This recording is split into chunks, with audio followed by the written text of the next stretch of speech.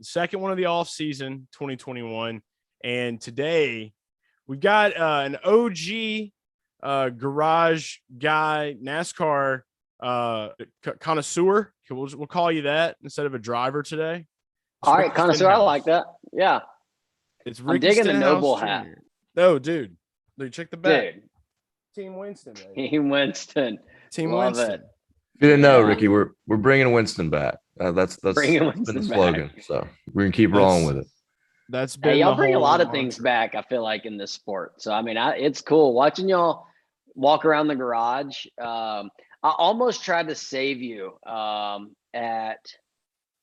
Man, I can't remember what race it was. And maybe Martinsville, and they kicked you off a pit road. You did see that. Yeah, we were actually. I saw it, but like I had too much going on, and I almost ran over there and it's like, no, dude, like they're good. We were coming to see you actually, and we were like, we gotta go see Ricky. And then, dude, they're doing these grid pass things that we couldn't get for the last two races, and we were like, what the hell? But yeah. That sucks. I'm glad you saw us though. We were wondering. I did, man. I eyed you up over there, and I mean, y'all brought me some good mojo. That was our best Martinsville race we had ever had. I feel like. I mean, we ultimately got spun, but I mean, we passed so many cars and ran in. Got inside the top 10, which at Martinsville like never happens for me except for like twice. So that was sweet. But yeah, no, I saw that. I was like bummed for y'all. I was like, dang. Yeah, dude, they don't play around, man. Like he was saying, you have to have these new passes. Like NASCAR has taken over the entire like track, like who's in and who's out now. And we still get our, the passes and whatnot, but it's just, if you don't have that, you're done. So we appreciate it though, because like that's literally why we were there. I was like, okay, it's been like 3 races now. I think the last time we had got to like hang with you was Bristol, where we actually got to see you. Yeah. And we were gonna hang out, and I think that like the night got a hold of us, and we ended up we went to the concert for a minute, we left, and then so I'm like, okay, I haven't seen Ricky in a few races. I'm getting out to the grid. Yeah, I want to see we got to the concert after y'all.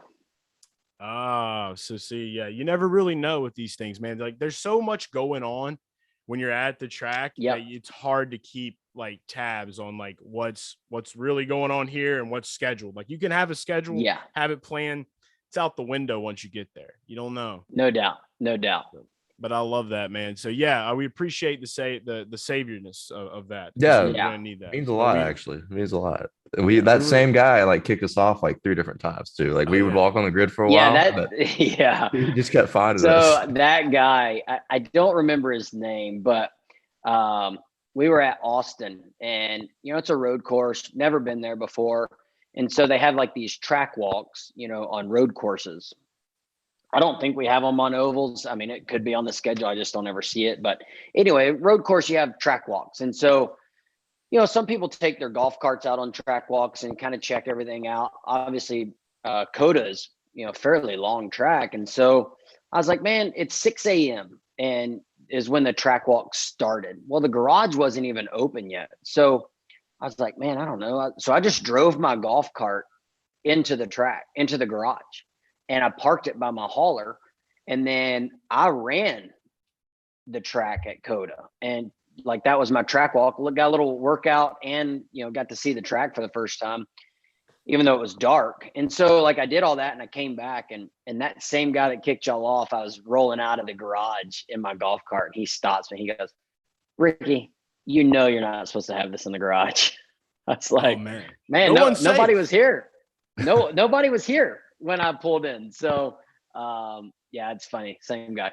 We're gonna call him like Eugene. I feel like that's like a guy, like a guy named Eugene would do that. Like he's just everywhere at all times, Yeah. Keeping the rules. Keeping the rules. The rule book. Yeah. The law. He's the law. Yeah. He is. NASCAR. Somebody's got to do it. What you going to do? We would be on that show every week, by the way, probably, if NASCAR had cops action. Cops. Yeah. Yeah. Because you can't miss us. I mean, we're loud as shit for one. Like, no doubt. We're gonna dress. So yeah. Yeah. You don't have to say anything and you're loud. No, it's good. Not at all. But no, dude, I love what I'm seeing back here. So obviously, We're going to be talking about what's been going on in the off season and Yeah. throughout the season, catch up a little bit. Dude, the blue and the orange NOS, I don't know what it is about that. It's just one of the most electric paint likes that you have like on your car. Like have you just talked to them about just like going all in, just Kroger NOS, like all the way? Kroger NOS full season. Mm-hmm. Yeah, that'd be nice, huh? Mm-hmm. I mean, even with the dirt car, it's sexy. Yeah, I love it. It is. It is. Everybody. So we had a couple designs done, and that I think would look even better than what we have now. It's still a version of that, but add like some black in there, and so it was like really mean. It was killer. But that would make that orange pop. NOS energy drink, NOS energy drink colors are probably some of my favorite colors.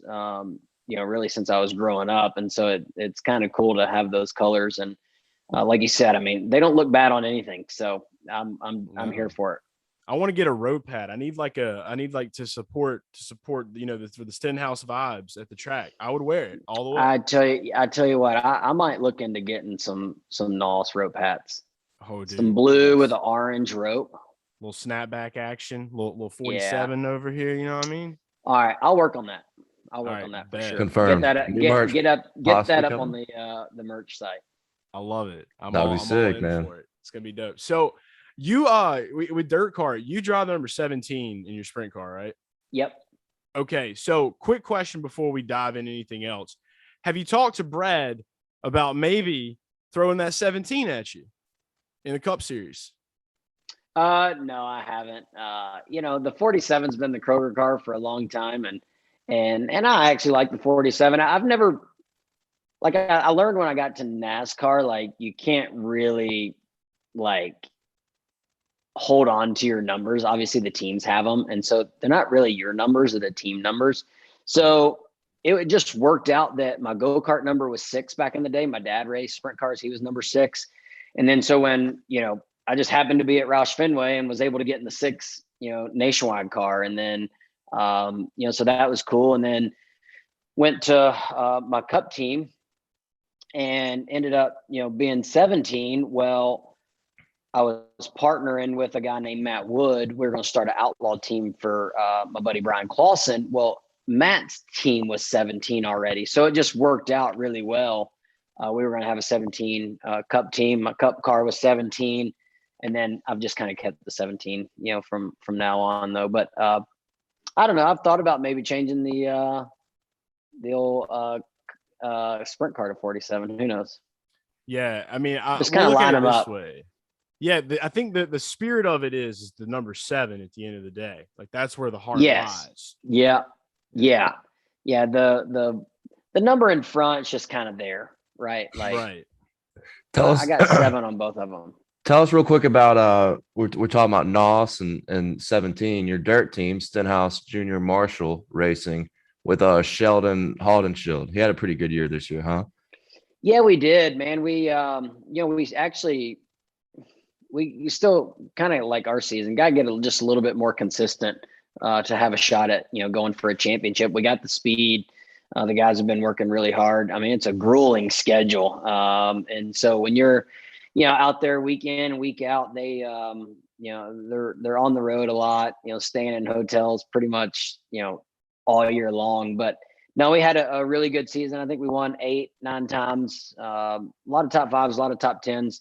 We just got to get those DNS or the 15 plus finishes kind of out of our system, and I think we'd have a shot at battling for the championship. And so we don't have playoffs, but like it's awesome to watch. I really enjoy being able to watch them on Friday and Saturday night, especially when we're at the track and just sitting around the bus. It's nice to be outside the bus and turn on the TV and just be able to watch, something that you were able to put together and kind of form, and it's cool. Yeah, that's awesome, man. Hopefully, I knew he had a good year. I knew you guys had a good year. Hopefully, you guys are primed for a 2022 championship run over there in the Outlaw Yeah, side. that'd be sweet. I set the goal this year at 10 wins. We got to 8 or not. Like I said, 8 or 9, I can't remember. But we were all over it there. And I would say for half of the season, we felt like we were going to have a shot at battling for the championship. So we just got to kind of extend that for the other half of the year, and we'll be all right. Heck yeah. Well, there you go, man. We're looking forward to it. Talking about the teams in general, like, I mean, moving into the Cup Series, like you're going solo at JTG this year. And so that's going to be a little bit different. I feel like, they're going to actually be focusing on the one car now and not the two cars. Like, what I know that you've had some good stuff to say about like the, NASCAR working on the next gen car. What's your entire outlook on just this new car and being a solo car on this team? Like, how do you think this is going to help you improve moving into this year? Yeah, I think there's a lot of aspects that are going to help us improve this year. Like you said, we're a one car operation now. Everything that we do is solely focused on the 47, which, I mean, whenever you can put all your resources into one car and your sponsor dollars, like everything, I think it's only an upside to that. And so smells like dub season. That's what I'll say. Yeah, no doubt. And so, I mean, I get to do every single test, and so that's really, I feel like, benefiting. I'm able to run different racetracks. I'll be doing, like I said, every single test, the full 2 days. Not all the drivers get to do that. They're having to split it up between, their teammates. And like you said, one guy might feel something and, could have difference of opinion there. So I like that we're working on everything based off of my feedback. And then we're going to the simulator this year. We're under the Chevy banner, having some Chevy manufacturer help, which I think that's going to be huge for us. We haven't been to the simulator until this year, until we started testing this new car. So I think that's huge because, right now we go test, go to the simulator, and then we'll go to the simulator before we go to another test, and just kind of, run through everything that we did at the test, obviously in a lot shorter amount of time. And almost everything is kind of, like I go out on the track, they make a change, and I come in, I tell them, what that did to the race car. Go to the simulator, they don't tell me what they're changing, and I just keep giving them that feedback. And so far, everything's been correlating to the racetrack. Like I'll say the same exact thing. So I think that'll, help us improve when we can start. If you look forward to next year, not a lot of practice. So we're going to have to kind of dial our car in at the simulator so that hopefully when we unload for those 15-minute practices, we'll be dialed in. So I think that's going to be a huge help, for our team as well. Got a really good spotter. Tab Boyd's coming over to spot for us. So I think that's going to be huge. He's got a lot of experience of, race wins and championships and things like that. So I think that's going to be a good asset to our program as well. Brian Patty, my crew chief, and I, man, we've been dying to get in a car where the chassis and suspension parts are kind of common, throughout. We still, the big teams are going to find ways to, I feel like, push the envelope or maybe get a little extra out of it. But, man, I have a lot of confidence in our guys as well. Yeah, there's a lot of nuts and bolts. They're going to be having to find lighter weight nuts and bolts. Yeah. Yep. We're all, looking at the interior of the race car, trying to figure out where we're going to move things, because everything's totally different. Everything's different except my seat and the dash, maybe like the actual dash. But the dash is like at the windshield bed, so it's further away, but everything else is different. So, man, like I told our guys, man, we have a great opportunity right now to, you're going to have to drive this car different. There's, so many aspects of driving that I think will be different. Setup wise, we just have a really good opportunity. If we put a ton of work in this off season and a lot of focus on it, we can come out of the gate strong. Yeah. I love that too, man, because it's just, there's a lot of people that, a lot of fans online are obviously always going to have something to complain about. But I think that the aspect from some of these, the teams that don't have as big of a budget as Gibbs or Hendrick, this helps so much. And this shows the real driver talent, I feel like, whenever you're able to equal the playing field up a little bit. Yeah, I think so too. To one aspect of it, as far as, we're all in the same somewhat equipment, but I think another factor is, you know, the, trying to get these cars to drive behind the other cars better. I think I saw Chase said, basically, if you can get where the second place car is at an advantage, then you're defying physics, right? So I thought that was a pretty good quote. I mean, you're really never going to be, able to have that second place car or third or fourth at an advantage. But if we can close that gap of what we have right now,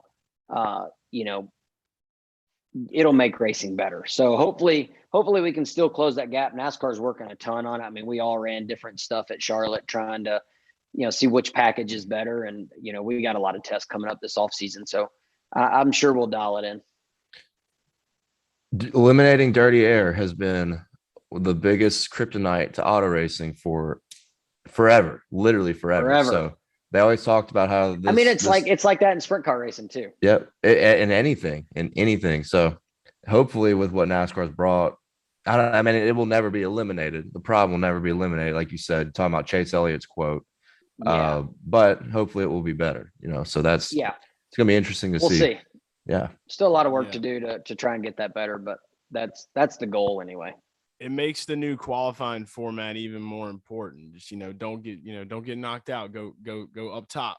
I kind of like it, by the way. How are you feeling about it? I don't mind it. I don't mind it. I wish the practice session was a little bit longer.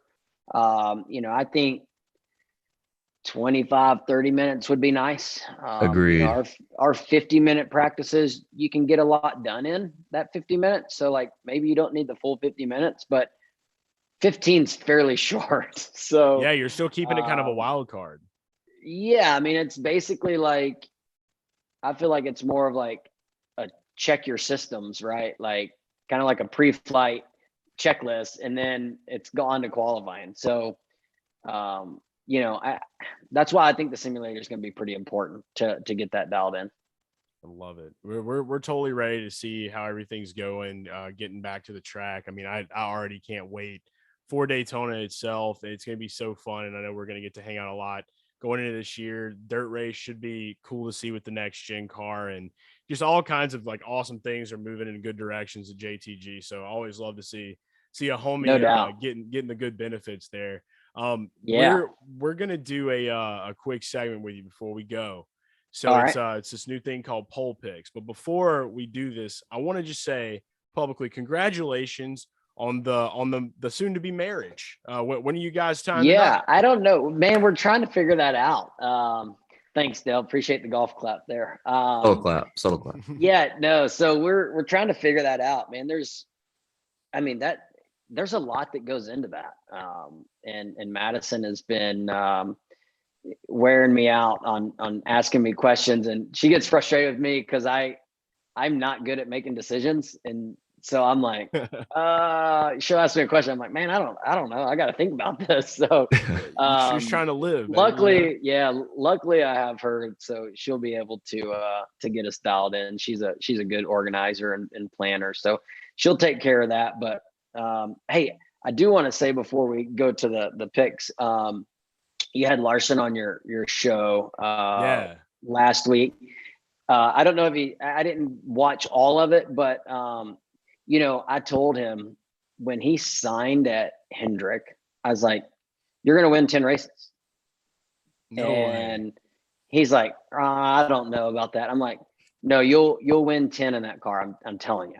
And so like when he got to like 6 and 7, every race after that he won, he's like, man, I'm trying to get to 10. I was like, dude, you got it.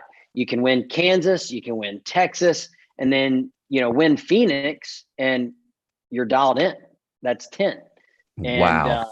What a prediction. So, yeah. And then he ended up, I guess, 11 technically with the All-Star race. Yeah, with the All-Star, which was 10, but we're talking, we're just going to say it was just regular season race. Yeah. And then you got right on the money. But I tell you what, if he would have won like the like 4 or 5 that I feel like he should have won, like Atlanta's and the Vegas one of the pit strategy Poconos deal didn't work. One of the unreal.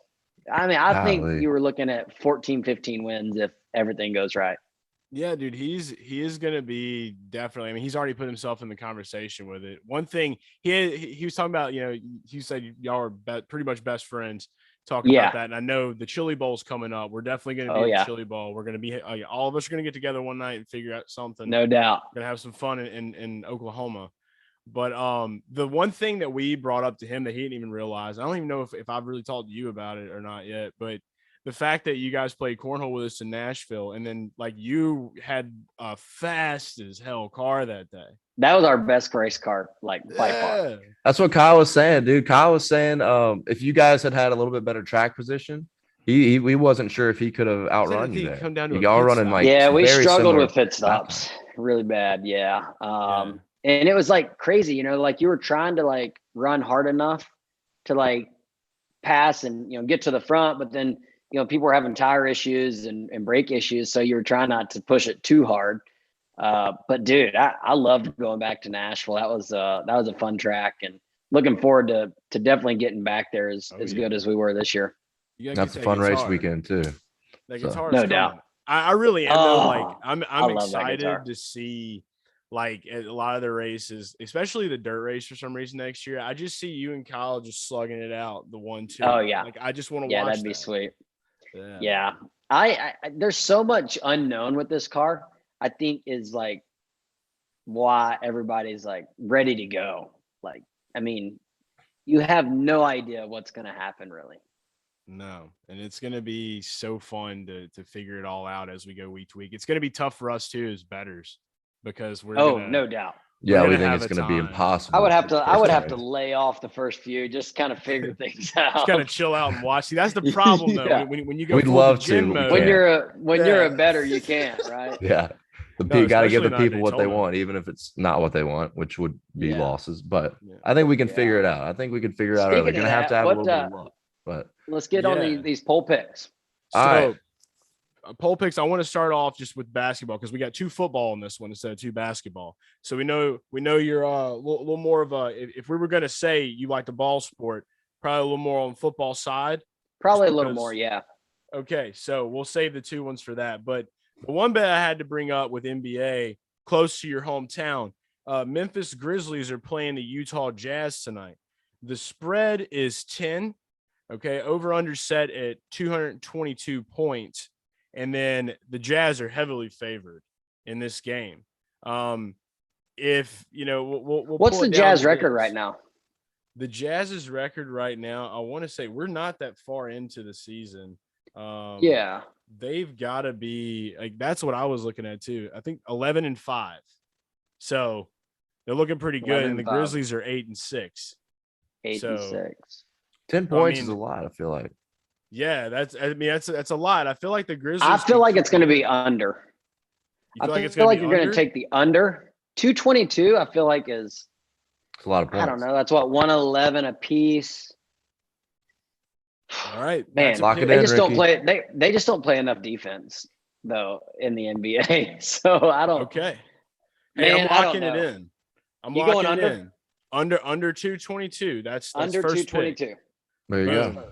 All right, that's a pick. All right, Dale, take it away at football time. All right. Big football guy, right? Monday Night Football tonight. Giants, Buccaneers. Kind of could be a complete stinker. Tom Brady at home against the Giants team that is not good. The spread is 10.5. The over-under is 49.5 points. What are we thinking? All right, what was the spread there? 10.5. The Bucs are favored by 10.5 points. I would take that. I think they're going to cover. I think the Bucs are going to cover. Yeah, this is going to be tough. I just don't think that they can cover. I mean, Tom hasn't had a great couple of games here lately, so I feel like he's ready to kind of get back after it. Yeah, I agree. I also have Tom Brady and Chris Godwin in fantasy, so I need a big night out of them. They're going big. I mean, I feel like he's going to have 4 touchdowns. Who gets the first touchdown, Ricky? Who do you think would score the first one? First touchdown? I mean, I got to stick with my picks. I think Probably Tom Brady to. How about this? How about Antonio Brown? Oh, he's not playing. Is he playing? He's not playing. Is he out? No, So you got he's Godwin, Evans, Gronk is playing. Probably Evans. Mike Evans. That's Mike a pretty Evans? Yeah. All right. Yeah. Well, he called Kyle Larson with 10 wins. Can he call Tom Brady 4 TDs? We'll see. But we're locking in Bucks minus 10.5. And then the last game, we talked about how you're close to Memphis, but you are a fellow Mississippian. You're from up north. I'm from down south. We got the Egg Bowl on Thursday. Oh, yeah, we do. Mississippi Big Showdown, game. Mississippi State, Ole Miss. The spread is 1 point in favor of Ole Miss. I know you're kind of an Ole Miss guy. Are you leaning towards the Rebels, or what are we thinking there? I'm gonna stick with the Rebels. Stick with Lane. I mean, but I tell you what, playing Mississippi State is always like scary. I feel like, especially when Ole Miss is having a good season, I feel like it always gets ruined by State. It seems always like comes down to, are you going to get 10 wins in the season? Like, I don't know. With Mike Leach, you never know. Do you think? And they're playing good. I mean, they're playing good. Both teams. State has beat a lot of ranked teams, but I was wrong. Actually, DraftKings Sportsbook, Ole Miss is actually the underdog by 1 point. The game's in Starkville, so that's where the difference is there. So I'm still sticking with my Rebels. Going with the Revs, baby. There you go. So Joey Freshwater over Storyteller, Mike Leach. There we go. That's right. All right. We're riding the lane train. Yep. Old Mr. Kiffin. All right. So no doubt. Those are the picks, man. So we got those in. So we'll know how you did after Thursday, I guess, now, since we have the bowl toss. We got a Thursday game. Yeah. We got an extended time period, man. Love it. Love it. Some anticipation. I'll be watching tonight, though. We're going for that Mike Evans first TD. Or 222. Mike Evans first TD, four TDs for Brady. Okay. Madison will probably have her Tom Brady jersey on tonight. She's a big Tom Brady fan. Okay. All right. So we know that. So she'll keep you watching the football. Yeah, no doubt. You'll be dialed in. All right. We love it. Dude. Ricky, thanks so much for being on the show as always, man. Look forward to getting to chill with you some at the Chili Bowl. No pun intended. Yes, sir. And, wait, by the way, is it in Oklahoma? I thought it was in Ohio. Tulsa, Oklahoma. It's in Oklahoma. Shit. Okay. All right. Well, Oklahoma. Yeah, don't book a flight to Ohio. You're going to do that, Dale. I can't let him. We probably won't book any flights with Dale. We'll just drive. A story for another day. Yeah. All right. Yeah, we'll just drive. We'll do it. Well, dude, looking forward to it, man. Thanks so much, and congrats again. And we'll talk to you soon. See you, boys. Thank you, Ricky. It's the garage guys. It's the garage guys. It's the garage guys. It's the garage guys. It's the garage guys. It's the garage guys. It's the garage guys. It's the garage guys.